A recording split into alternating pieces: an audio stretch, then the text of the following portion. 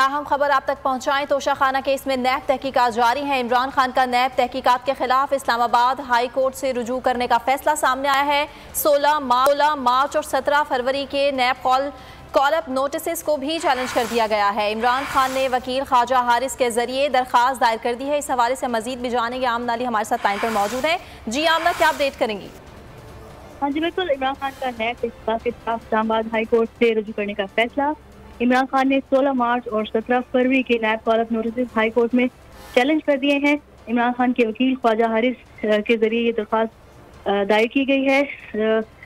درخواست میں یہ استدعا کی گئی ہے کہ 17 فروری اور 16 مارچ کے نیب کے جو کال اپ نوٹسز ہیں وہ غیر قانونی قرار دیے جائیں۔